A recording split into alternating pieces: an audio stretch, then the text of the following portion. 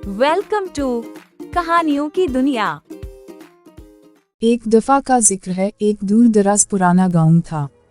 गांव के बाजार में एक दर्जी की दुकान थी। दर्जी का एक लाडला बेटा अल्लाहदीन था, जो हर वक्त बाजार में अपने बंदर के साथ खेलता रहता था।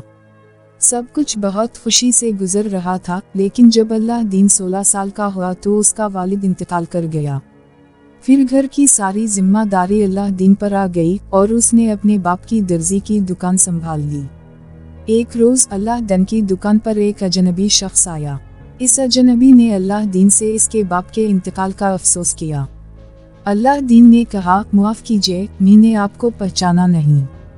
अजनबी शख्स ने बताया कि वो इसका चचा है, जो काम की गर्ज से बाहर गया था।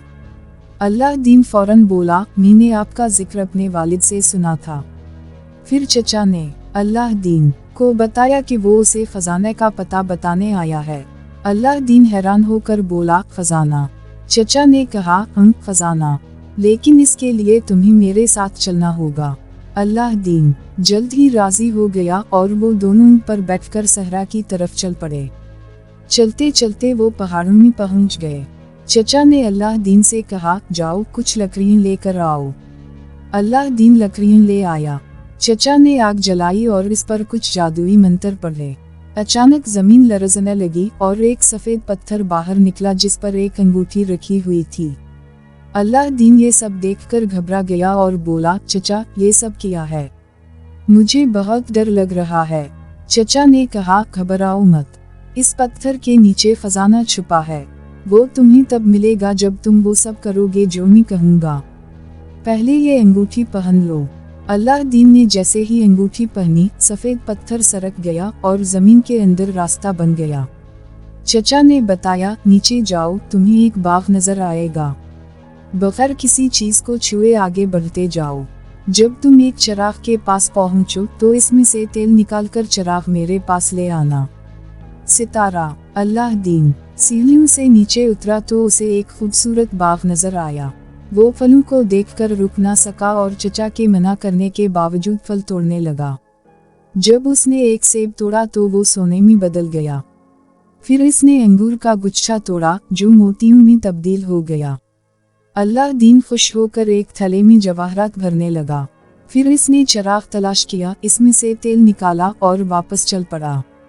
जब वो सीढ़ियों से चढ़ने लगा तो वजन ज्यादा होने की वजह से ऊपर ना जा सका। इसने चचा को मदद के लिए पुकारा। चचा ने जब जवाहरात से भरा थैला देखा तो गुस्से से बोला, मैंने मना किया था कि फल मत तोड़ो, चिराग मुझे दो। अल्लाहदीन ने इनकार कर दिया तो चचा ने जादू से जमीन बंद कर दी। अल्लाहदीन मायूस होकर वहीं बैठ गया। कई दिन तक वो रोता रहा, लेकिन कोई मदद को ना आया।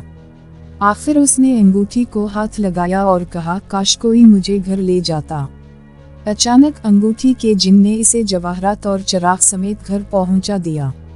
अल्लाहदीन की मां, जो उसे ढूंढते ढूंढते थक चुकी थी, रोते हुए बोली, तुम कहाँ थे? अल्लाहदीन ने सारा वाकया बताया और जवाहरात दिखाए।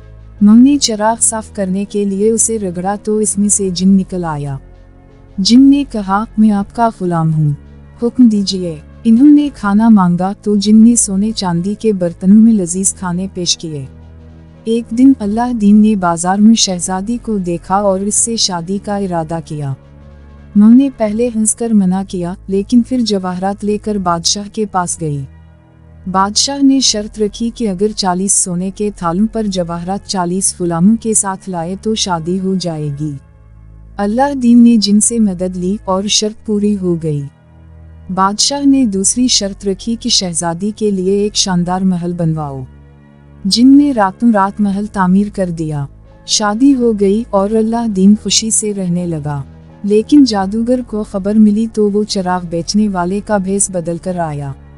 शहजादी ने पुराना चिराग देकर नया ले लिया। जादूगर ने चिराग रगड़ कर जिन से महल और शहजादी को दूर सहरा में पहुंचा दिया। बादशाह ने अल्लाहदीन को 4 दिन की मोहलत दी कि शहजादी को ढूंढ लाओ, वरना सर कलम कर दिया जाएगा। अल्लाहदीन ने अंगूठी के जिन से मदद ली, जो उसे महल तक ले गया। वहीं शहजादी ने जादूगर को नींद की दवा पिला दी।